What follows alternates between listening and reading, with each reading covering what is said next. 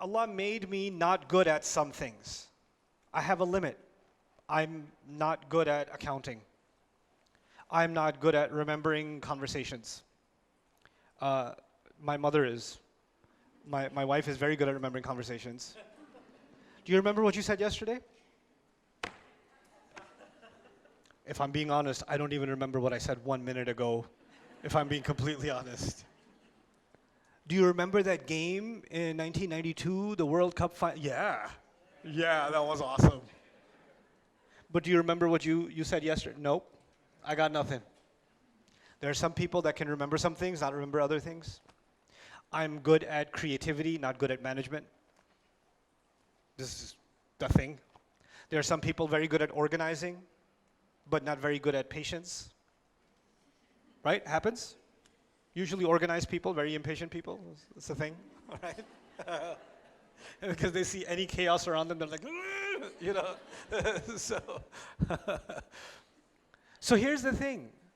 Yes, I have free will, I have choice, but I have intellectual limits, I have capability limits, I have physical limits. There's a limit to my height, there's a limit to my strength, there's a limit to my physical ability, there's a limit to my economic mobility, right? There's a physical bodily limit, and that limit is a jibillah. You know, there's a saying in Old English, you can't grow out of your skin. You know what that means? You're made a certain way, and you need to know what you're capable of, and you also need to know your limits, right? If you're not designed to swim, Allah created you like a rock, and so you just bloop, you know. I had a friend who he could drown in 1 foot. It's a miracle from Allah that he could do that. We went to this place. He went on a slide. It was a kid slide. It was a slide. You could stand up on it, your knees won't even be wet. And he's like, like, what? Allah didn't make you for that, right? So there's the limit placed within our genetic makeup. There's siblings, some siblings super genius, super creative, super academic, and the other one super athlete, but don't ask him to study. Allah made 2 different jibillah, you understand? So there is this body that Allah gave us and this mind, these genetics that Allah gave us that are all different for all of us. The path that Allah chose, that He says He guided you to a path. The path He made was unique to you. And the path He made for me was unique to me. Based on my jibillah, physically, and outside of my jibillah, my environment. This is what psychology tells us. Human personality is made up of 2 things. It's made up of your genetics and it's made up of your environment. That's what modern psychology basically tells you, right? And Quran is also talking about how within that environment, like the hadith says, everybody was born on fitrah, parents make them Jews, Christians, and that's environment, isn't it? Right? So your environment and your genetics, within that, Allah gave you a path. Now, a farmer who lives with his kids out on top of a mountain somewhere, and he has to choose the right path. His right path is a different one.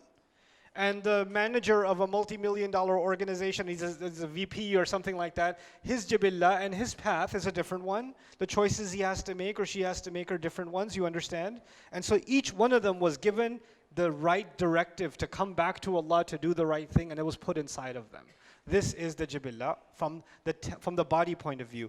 But then there's the grueling test and the ruh. The ruh itself, meaning there's my physical limits, but then there's my spiritual core inside.